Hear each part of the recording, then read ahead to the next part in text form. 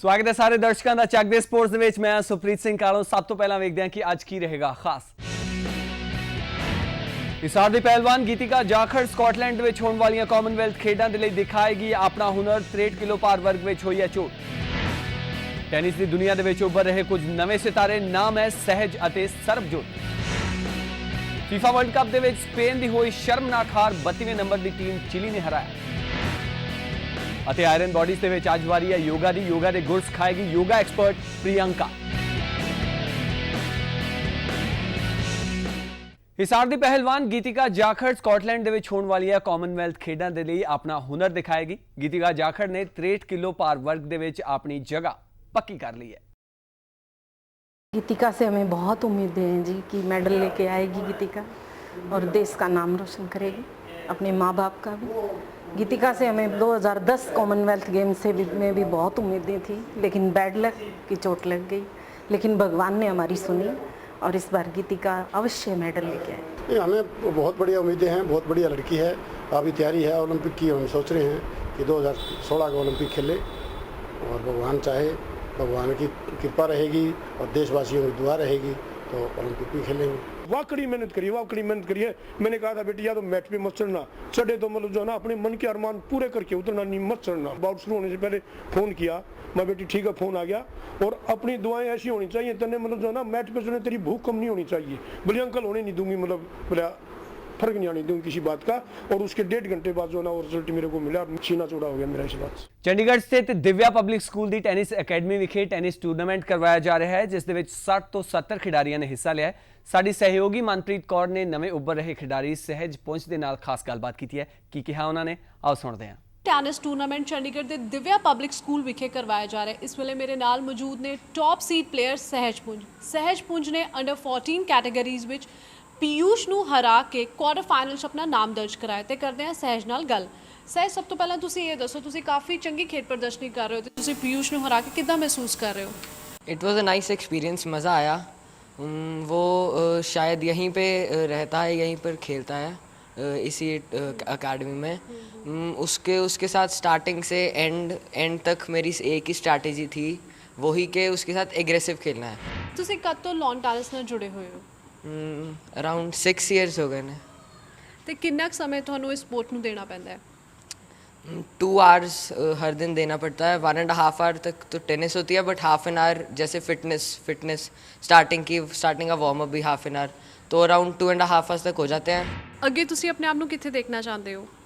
अब मैंने एम किया है, अभी फिनिएस्टा ओपन होगा अक्टूबर में दिल्ली में, so I am planning to participate in that tournament. ਉਹਦੇ ਲਈ ਤੁਸੀਂ ਕੀ ਖਾਸ ਤਿਆਰੀਆਂ कर रहे हो? उसके लिए अभी जैसे छुट्टियां चल रही हैं, तो मैंने सोचा नॉर्मल डेज में मैं 2.5 hours 2 hours के आसपास लगाता हूँ। मैंने सोचा कि 3.5 hours लगाऊँ। एंड अभी सुबह भी जाना स्टार्ट किया है। टॉप सीड प्लेयर होने का कोई फायदा ਤੁਹਾਨੂੰ ਲੱਗਦਾ ਹੋਏ, ਕੋਈ ਨਜ਼ਰ ਆਉਂਦਾ ਹੋਏ ਜਦ ਤੁਸੀਂ ਟੂਰਨਾਮੈਂਟ ਕਿਸੇ ਵੀ ਟੂਰਨਾਮੈਂਟ 'ਚ ਪਾਰਟਿਸਿਪੇਟ ਕਰਦੇ ਹੋ, ਬੀइंग टॉप सीड प्लेयर, कोई फ़ायदा? फ़ायदा तो बहुत होता है। वो टॉप सीड सेकंड सीड, इसका यही फ़ायदा होता है कि आपको ड्रॉ बहुत इजी मिलता है। उसमें ये होता है कि जैसे आपका स्टार्टिंग में मैचेस अनसीडेड प्लेयर्स के साथ होगा, जो इतने डिफ़िकल्ट नहीं होते।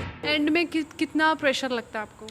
एंड में भी इतना प्रेशर नहीं होता। एक तो थोड़ी कॉन्फिडेंस और एक्स्ट्रा मिल जाता है कि you are the top seed, so इतना प्रेशर नहीं लगता कि अगर होगा भी तो सेकंड सीड के साथ ही मैच होगा ज़्यादा से ज़्यादा फाइनल में, तो इट्स नॉट मच प्रेशर। ਇਹ ਸੀ ਸਾਡੇ ਨਾਲ CLT ਦੇ ਟ੍ਰੇਨੀ ਸਹਿਜ ਪੁੰਝ, ਜੋ ਕਿ ਬਹੁਤ ਚੰਗਾ ਖੇਡ ਪ੍ਰਦਰਸ਼ਨ ਕਰ ਰਹੇ ਨੇ ਤੇ ਉਮੀਦ ਕਰਾਂਗੇ ਅੱਗੇ ਵੀ ਇਹ ਚੰਗਾ ਖੇਡਣ। ਟੈਨਿਸ ਦੀ ਦੁਨੀਆ ਦੇ ਵਿੱਚ ਚੰਗੀ ਖੇਡ ਦਾ ਪ੍ਰਦਰਸ਼ਨ ਕਰ ਰਹੇ ਅਜਿਹੇ ਹੀ ਇੱਕ ਹੋਰ ਖਿਡਾਰੀ ਦਾ ਨਾਮ ਹੈ ਸਰਬਜੋਤ ਸਿੰਘ।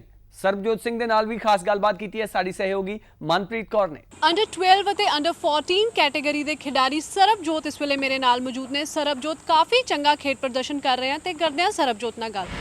ਸਰਬਜੋਤ, ਸਭ ਤੋਂ ਪਹਿਲਾਂ ਤੁਸੀਂ ਇਹ ਦੱਸੋ, ਤੁਸੀਂ ਇੱਕ ਚੰਗੇ ਖਿਡਾਰੀ ਨੂੰ ਤੁਸੀਂ ਮਾਤ ਦੇ ਕੇ ਕੁਆਟਰ ਫਾਈਨਲ 'ਚ ਆਪਣਾ ਨਾਮ ਦਰਜ ਕਰਾਇਆ, ਤੁਹਾਨੂੰ ਕਿੱਦਾਂ ਮਹਿਸੂਸ ਹੋ ਰਿਹਾ? ਮੈਨੂੰ ਅੱਛਾ ਮਹਿਸੂਸ ਹੋ ਰਿਹਾ ਹੈ। ਹੁਣ ਮੈਂ ਚਾਹੁੰਦਾ ਹਾਂ ਕਿ ਮੈਂ ਕੁਆਟਰ ਫਾਈਨਲਸ ਵਿੱਚ ਜਾਂ ਤੇ ਸੈਮੀ ਫਾਈਨਲ 'ਚ ਪਹੁੰਚ ਜਾਵਾਂ। ਉਹਦੇ ਵਾਸਤੇ ਕੀ ਖਾਸ ਤਿਆਰੀਆਂ ਕਰ ਰਹੇ ਹੋ ਤੁਸੀਂ?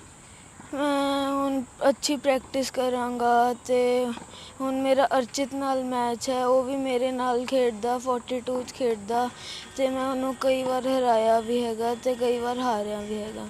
ਅਸੀਂ ਦੋਨੋਂ ਬਰਾਬਰ ਜਿਹੇ ਹਾਂ। ਤੁਸੀਂ ਇੱਕ ਚੰਗੇ ਖਿਡਾਰੀ ਨੂੰ ਤੁਸੀਂ ਮਾਤ ਦਿੱਤੀ, ਕਿੰਨੇ ਸਕੋਰ ਨਾਲ ਹਰਾਇਆ ਤੇ ਕਿੰਨਾ ਟਫ ਰਿਹਾ ਉਹ ਕੰਪੀਟੀਸ਼ਨ ਤੁਹਾਡੇ ਲਈ? ਮੈਂ ਪ੍ਰਵੀਨ ਨੂੰ 6-2 ਹਰਾਇਆ। ਪਹਿਲਾਂ ਤਾਂ ਮੈਂ 5 ਲਵ ਅਪ ਸੀ, ਫਿਰ ਮੇਰੇ ਕੋਲ 2 ਮੈਚ ਪੁਆਇੰਟ ਆਏ ਸੀ, ਪਰ ਪ੍ਰਵੀਨ ਨੇ ਉਸ ਤੋਂ ਬਾਅਦ 2 ਗੇਮਾਂ ਲੈ ਲਈਆਂ, ਫਿਰ 5-2 ਹੋ ਗਿਆ। ਫਿਰ ਤਾਂ ਮੇਰੇ ਕੋਲ 2 ਮੈਚ ਪੁਆਇੰਟ ਸੀ, ਉਹਨੇ 2 ਮੈਚ ਪੁਆਇੰਟ ਬਚਾਏ, ਫਿਰ ਮੈਂ ਜਿੱਤ ਗਿਆ। ਤੁਸੀਂ ਕਦ ਤੋਂ ਲੌਨ ਟੈਨਿਸ ਨਾਲ ਜੁੜੇ ਹੋਏ ਹੋ? ਮੈਨੂੰ 3 ਸਾਲ ਹੋ ਗਏ। ਤੇ ਤੁਹਾਡਾ ਸਪੋਰਟ ਆਈਕਨ ਕੌਣ ਹੈ? Roger Federer. ਕਿਉਂ? ਇਹ ਮੈਨੂੰ ਬਹੁਤ ਅੱਛਾ ਲੱਗਦਾ ਹੈ। ਤੁਸੀਂ ਅੱਗੇ ਆਪਣੇ ਆਪ ਨੂੰ ਕਿੱਥੇ ਦੇਖਣਾ ਚਾਹੁੰਦੇ ਹੋ? ਵਿੰਬਲਡਨ। ਹੁਣ ਸਰਬਜੋਤ ਦਾ ਅਗਲਾ ਮੈਚ ਅਰਚਿਤ ਜਨੇਜਾ ਨਾਲ ਕੁਆਟਰ ਫਾਈਨਲ ਵਿਖੇ ਹੋਏਗਾ। ਦੇਖਣਾ ਇਹ ਰਹੇਗਾ ਕਿ ਦੋਵਾਂ ਚੋਂ ਜਿੱਤ ਕੌਣ ਹਾਸਲ ਕਰਦਾ ਹੈ। ਇਹਦੇ ਸਮਾਂ ਹੋ ਗਿਆ ਇੱਕ ਛੋਟੇ ਜਿਹੇ ਬ੍ਰੇਕ ਦਾ। ਬ੍ਰੇਕ ਤੋਂ ਬਾਅਦ ਮੁੜ ਹਾਜ਼ਰ ਹੋਵਾਂਗੇ। ਬ੍ਰੇਕ ਤੋਂ ਬਾਅਦ ਤੁਹਾਡਾ ਸਵਾਗਤ ਹੈ ਅਤੇ ਹੁਣ ਵਾਰੀ ਹੈ ਕੁਝ ਕਸਰਤ ਦੀ। ਕੋਚ ਪ੍ਰਮੋਦ ਕੁਮਾਰ ਇਸ ਵਾਰ ਉਹਨਾਂ ਔਰਤਾਂ ਅਤੇ ਵਿਅਕਤੀਆਂ ਦੇ ਲਈ ਵਿਸ਼ੇਸ਼ ਐਕਸਰਸਾਈਜ਼ ਲੈ ਕੇ ਆਏ ਨੇ ਜਿਨ੍ਹਾਂ ਨੂੰ ਜਿਮ ਜਾਣ ਦੇ ਲਈ ਸਮੇਂ ਨਹੀਂ ਮਿਲਦਾ। ਸੋ ਵੇਖਦੇ ਹਾਂ ਕਿ ਅੱਜ ਕੀ ਖਾਸ ਹੈ ਆਇਰਨ ਬਾਡੀਜ਼ ਦੇ ਵਿੱਚ।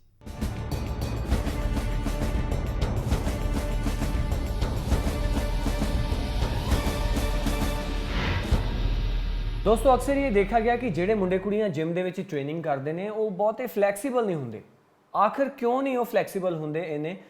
ਕਿਉਂਕਿ ਉਹਨਾਂ ਦੀ ਟ੍ਰੇਨਿੰਗ ਜਿਹੜੀ ਹੈ ਉਹ ਜ਼ਿਆਦਾ ਹੁੰਦੀ ਹੈ, ਡੰਬਲਸ ਦੇ ਨਾਲ ਉਹਨਾਂ ਨੂੰ ਜ਼ਿਆਦਾ ਜੂਝਣਾ ਪੈਂਦਾ ਹੈ, ਇਸ ਕਰਕੇ ਉਹਨਾਂ ਦੇ ਮਸਲ ਟਾਈਟ ਹੋ ਜਾਂਦੇ ਨੇ, ਜਾਂ ਫਿਰ ਇਸ ਦੇ ਪਿੱਛੇ ਕੋਈ ਹੋਰ ਕਾਰਨ ਹੈ, ਜਾਂ ਫਿਰ ਇਸ ਦੇ ਪਿੱਛੇ ਡਾਈਟ ਦਾ ਕਾਰਨ ਹੈ। ਇਸ ਦੇ ਜਵਾਬ ਦੇਣ ਦੇ ਲਈ ਸਾਡੇ ਨਾਲ ਮੌਜੂਦ ਨੇ ਸਾਡੇ ਕੋਚ ਪ੍ਰਮੋਦ ਕੁਮਾਰ। ਉਹਨਾਂ ਦੇ ਨਾਲ ਗੱਲਬਾਤ ਕਰਦੇ ਹਾਂ। ਪ੍ਰਮੋਦ, ਆਖਿਰ ਕੀ ਕਾਰਨ ਹੈ ਜਿਹੜੇ ਮੁੰਡੇ ਕੁੜੀਆਂ ਜਿਹੜੇ ਜਿਮਸ ਦੇ ਵਿੱਚ ਟ੍ਰੇਨਿੰਗ ਕਰਦੇ ਨੇ, ਕੀ ਉਹਨਾਂ ਦੇ ਮਸਲਸ ਟਾइट हो जाते हैं इस करके वो इन्हें फ्लेक्सिबल नहीं होंगे?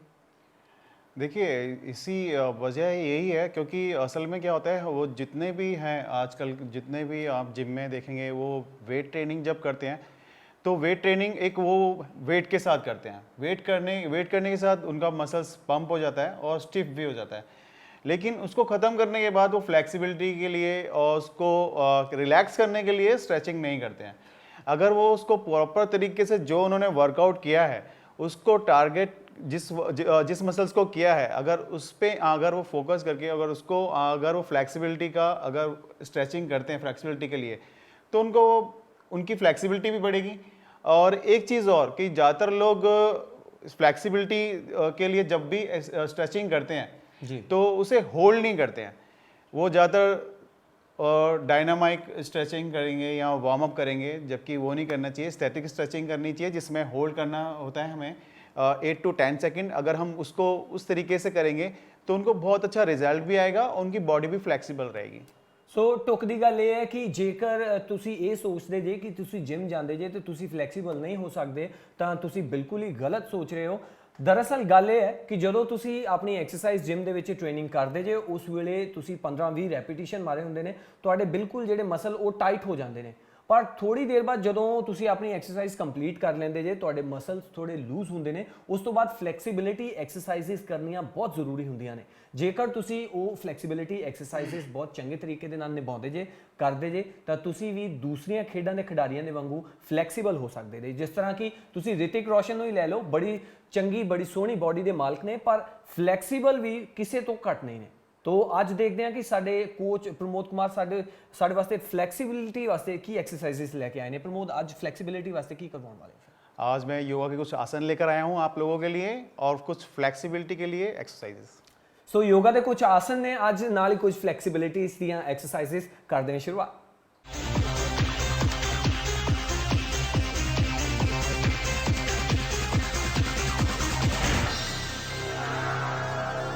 चलिए दोस्तों, आज दिन की शुरुआत करते हैं कुछ योगा के आसन से और मेरी सहयोगी प्रियंका आपको कुछ योगा के आसन कराएंगे। आज हम योगा में आपको कुछ आसन करवाने वाले हैं जो घर बैठे आप आराम से कर सकते हैं, जिसमें से पहला आसन होगा हमारा पश्चिमोत्तानासन, दूसरा होगा अर्धमत्स्येंद्र आसन और तीसरा होगा भुजंगासन। ये तीनों आसन आप सभी लेडीज़ के लिए बहुत फ़ायदेमंद है। तो हम शुरू करते हैं आसन। पहला आसन जो हम करने जा रहे हैं वो है पश्चिमोत्तानासन। तो चलिए हम देखते हैं कैसे करते हैं। पहले सबसे आपको अपने हाथ पूरे 180 डिग्री स्ट्रेट रखने हैं एंड सेकंड पोजीशन में आपको दोनों हाथों को ऊपर स्ट्रेट लेकर जाना है। इसमें आपको ध्यान रखना है कि आपकी बैक स्ट्रेट रहे, आपके लेग्स स्ट्रेट रहें एंड आपके टोज पॉइंटेड हों। देन आपको अपने हैंड्स धीरे धीरे स्लोली नीचे डाउन लेकर जाना है and touch your feets. Then आपको अपनी नेक को नीचे लेकर जाना है एंड जितना नीचे लेकर जा सकते हैं वहाँ जाकर आपको 10 to 15 काउंट्स होल्ड करना है।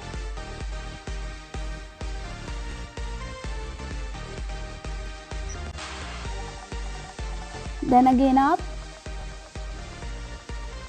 Long breath and come back slowly. जैसे आप आए थे वैसे ही आपको वापस जाना है। Then down. ये हुआ हमारा पश्चिमोत्तानासन, लेकिन ये आपको ध्यान रखना है जिनको भी सर्वाइकल की प्रॉब्लम है वो इस आसन को अवॉइड करें। सेकंड आसन है हमारा अर्ध मत्स्येंद्र आसन। तो देखते हैं इसकी शुरुआत कैसे करते हैं। अपना राइट या लेफ्ट लेग को आपको अपने साइड पर रखना है नी के। बैक स्ट्रेट होगी, दूसरा फीट बिल्कुल स्ट्रेट होगा, टोज पॉइंटेड। देन आपको अपना राइट हैंड अप करना है एंड उसको मूव करके अपने दूसरे फीट के टिप्स को पकड़ना है। देन आपका पैर जो स्ट्रेट है उसको आपको पीछे लेकर जाना है। देन आपका हैंड जो बैक में है उसे आपको पीछे रखना है एंड बैक स्ट्रेट करके पीछे की तरफ देखना है।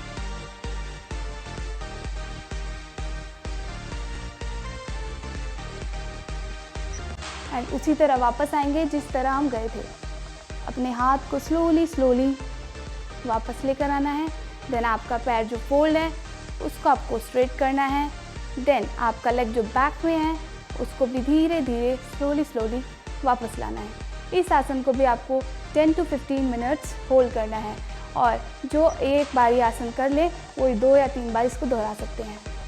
थर्ड आसन है हमारा भुजंगासन, जो सबसे ज़्यादा फ़ायदेमंद लेडीज़ के लिए है, बिकॉज जिनको भी बैक की प्रॉब्लम होती है वो इस आसन को कम से कम 3 या 4 बार दोहराएं। सबसे पहले आपको उल्टा लेटना है, हैंड्स पीछे, लेग्स जॉइंटेड, रिलैक्स होकर लेटिए। देन अपने दोनों हाथों को शोल्डर के नीचे लाना है, लेकिन आपकी कोहनियाँ ऊपर की तरफ उठी रहेंगी और पैर पीछे से टोज मिले रहेंगे और एड़ियाँ भी मिली रहेंगी। देन आपको अपने आगे से चेस्ट को उठाना है जितना आप उठा सकते हैं।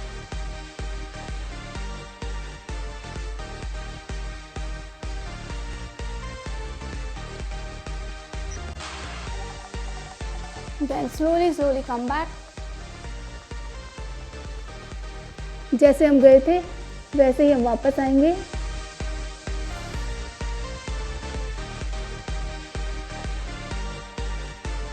And up. इस आसन का सबसे अच्छा फ़ायदा होता है बैक पेन। आज ज़्यादातर महिलाओं को बैक पेन की प्रॉब्लम रहती है, तो इससे छुटकारा पाने के लिए आप इस आसन को बार बार दोहराकर अपने बैक पेन का इलाज कर सकते हैं। योगा के बाद बारी है फ्लेक्सिबिलिटी की, जो हमारे कोच प्रमोद जी कराएंगे। दोस्तों, ये तो थी हमारी योगा। अब हम आपको स्ट्रेचिंग कराते हैं फ्लेक्सिबिलिटी के लिए, जो ज़्यादातर लोग अवॉइड करते हैं। स्ट्रेचिंग करने से हमारे को कई सारे बेनिफिट हैं। एक तो हमारा उससे मसल्स रिलैक्स होता है, दूसरा हमारी उससे फ्लेक्सिबिलिटी बढ़ती है। तो आज हम आपको करके दिखाते हैं कि फ्लेक्सिबिलिटी के लिए स्ट्रेचिंग कैसे की जाती है। चलिए, फर्स्ट स्टार्ट हम फ्लेक्सिबिलिटी के लिए जो करेंगे, काफ की स्ट्रेचिंग करेंगे। उसको आपने टो को दोनों को मिला के रखना है और टो को हल्का हल्का पुश करना है जहाँ तक आप लेके जा सकते हैं। उसको पुश करने के साथ आपने इस चीज़ का ध्यान रखना है, उसको आपने 8 से 10 सेकंड तक उसको होल्ड करके रखना है आपने। इससे होल्ड करने के बाद इसको थोड़ा सा और पुश करना है आपने, और फिर 5 सेकंड का फिर आपने होल्ड करना है। इससे आपका फ्लेक्सिबिलिटी बढ़ता है और वो मसल्स अच्छी तरीके से रिलैक्स हो जाता है। ऐसे ही हम लोअर बैक के लिए स्ट्रेचिंग करेंगे। इसमें हमने नी को बैंड करना है और दोनों ही नी को ऊपर लेकर आना है, हिप्स को अप करना है एंड होल्ड रखेंगे। फिर इसको नीचे जाते हुए बोथ लेग्स को, टो को पुश करना है ऊपर की साइड।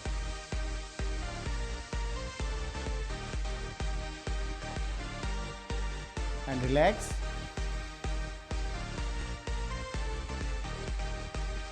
देन नेक्स्ट इसमें हम हैमस्ट्रिंग के लिए स्ट्रेचिंग करेंगे। इसमें सिंगल लेग्स को आप लेना है,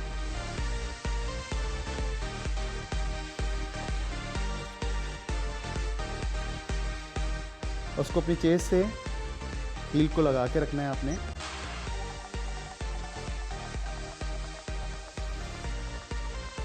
नी को पुश करके रखना है जिससे वो बैंड ना हो, और धीरे धीरे ऊपर जाते हुए आपने हैमस्ट्रिंग को स्ट्रेच करना है।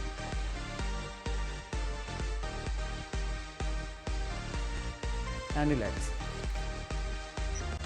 इसी तरह हम दूसरी तरफ भी सेम इसी तरीके से करेंगे। लेग्स को up,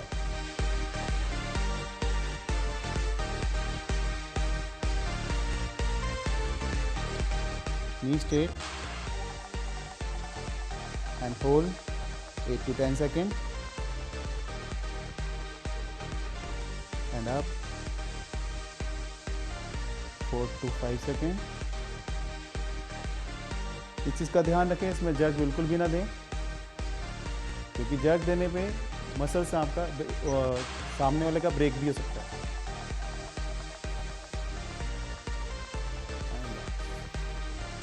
And both legs up, same hamstring stretching, static stretching बोलते हैं इसको, और हमें यही करनी चाहिए।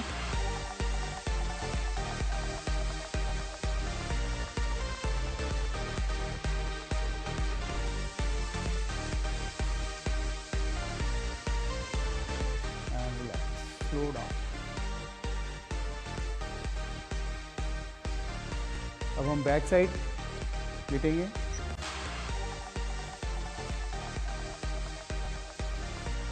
अब इसमें हम कराएंगे आपको क्वाड्रिसेप्स की स्ट्रेचिंग। इसमें बोथ लेग्स आप लेंगे, बैंड करते हुए स्लो, टो से आपने पुश करना है बॉडी को, जितना आप लेके जा सकते हैं। Yes, stop, 8 to 10 second hold,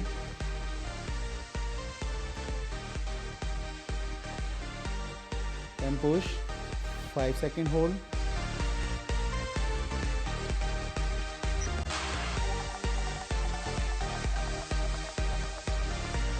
and relax।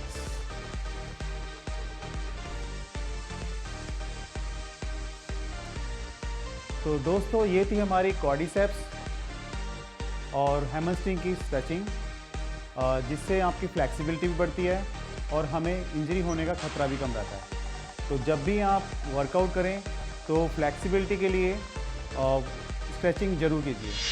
कल फिर से मुलाकात होगी आयरन बॉडीज़ में।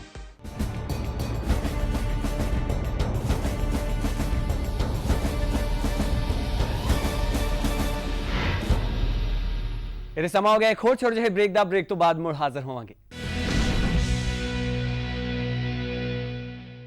ਪਿਛਲੀ ਵਾਰ ਦੀ ਫੀਫਾ ਵਿਸ਼ਵ ਚੈਂਪੀਅਨ ਟੀਮ ਨੂੰ ਚਿਲੀ ਨੇ ਬਾਹਰ ਦਾ ਰਸਤਾ ਦਿਖਾ ਦਿੱਤਾ ਹੈ। ਕਾਬਲੇ ਗੌਰ ਹੈ ਕਿ ਸਪੇਨ ਦੀ ਇਸ ਵਿਸ਼ਵ ਕੱਪ ਦੇ ਵਿੱਚ ਦੂਜੀ ਹਾਰ ਹੈ ਅਤੇ ਵਿਸ਼ਵ ਦੇ ਪਹਿਲੇ ਨੰਬਰ ਦੀ ਟੀਮ ਨੂੰ 32ਵੇਂ ਨੰਬਰ ਦੀ ਟੀਮ ਪਾਸੋਂ ਹਾਰਨਾ ਕਾਫੀ ਸ਼ਰਮਨਾਕ ਰਿਹਾ। ਉਧਰ ਦੂਜੇ ਮੈਚ ਦੇ ਵਿੱਚ ਕ੍ਰੋਏਸ਼ੀਆ ਨੇ ਕੈਮਰੂਨ ਨੂੰ 4-0 ਦੇ ਨਾਲ ਕਰਾਰੀ ਮਾਤ ਦਿੱਤੀ ਹੈ ਤੇ ਤੀਜੇ ਮੁਕਾਬਲੇ ਦੇ ਵਿੱਚ ਨੀਦਰਲੈਂਡ ਨੇ ਆਪਣੀ ਜਿੱਤ ਦਾ ਸਿਲਸਿਲਾ ਬਰਕਰਾਰ ਰੱਖਿਆ ਹੈ।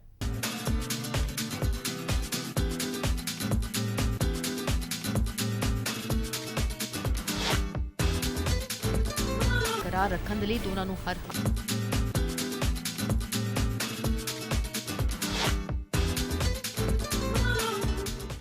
दोस्तों अक्सर ये देखा गया है कि एक इंसान ਦੇ ਅੰਦਰ ਕੁਝ ਕਰਨ ਦੀ ਤਮੰਨਾ ਉਸ ਵੇਲੇ ਜਾਗਦੀ ਹੈ ਜਦੋਂ ਕਿਸੇ ਵਿਅਕਤੀ ਨੂੰ ਵੇਖਦਾ ਹੈ ਤੇ ਇੰਨਾ ਪ੍ਰਭਾਵਿਤ ਹੋ ਜਾਂਦਾ ਹੈ ਕਿ ਉਹ ਉਸ ਵਾਂਗ ਹੀ ਬਣਨਾ ਚਾਹੁੰਦਾ ਹੈ। ਇਸੇ ਤਰ੍ਹਾਂ ਆਮ ਲੋਕਾਂ ਦੇ ਵਿੱਚ ਫਿਟਨੈਸ ਦਾ ਅਸਲੀ ਕ੍ਰੇਜ਼ ਉਦੋਂ ਸ਼ੁਰੂ ਹੋਇਆ ਜਦ ਸਲਮਾਨ ਖਾਨ ਨੇ ਸ਼ਰਟ ਲਾਈ ਅਤੇ ਲੋਕਾਂ ਨੂੰ ਪਤਾ ਲੱਗਿਆ ਕਿ 40 ਸਾਲ ਤੋਂ ਉੱਪਰ ਦੀ ਉਮਰ ਦੇ ਵਿੱਚ ਵੀ ਜਵਾਨ ਅਤੇ ਫਿਟ ਰਿਹਾ ਜਾ ਸਕਦਾ ਹੈ। ਸੋ ਸਲਮਾਨ ਵਰਗੇ ਸਰੀਰ ਦੀ ਤਮੰਨਾ ਲੈ ਕੇ ਸਿਨੇਮਾ ਹਾਲ ਤੋਂ ਬਾਹਰ ਆ ਕੇ ਜੋਸ਼ ਦੇ ਵਿੱਚ ਅਸੀਂ ਜਿਮ ਤਾਂ ਜੁਆਇਨ ਕਰ ਲੈਂਦੇ ਆ, ਪਰ ਹੌਲੀ-ਹੌਲੀ ਉਹ ਜੋਸ਼ ਖਤਮ ਹੋ ਜਾਂਦਾ ਹੈ। ਇਸ ਦਾ ਮੁੱਖ ਕਾਰਨ ਹੈ ਕਿ ਸਿਨੇਮਾ ਘਰਾਂ ਦੇ ਵਿੱਚ 뮤직 ਹੁੰਦਾ ਹੈ, ਜੋਸ਼ੀਲੇ ਡਾਇਲੌਗਸ ਹੁੰਦੇ ਨੇ ਜੋ ਕਿ ਜੋਸ਼ ਨੂੰ ਹਮੇਸ਼ਾ ਬਣਾਏ ਰੱਖਦੇ ਨੇ।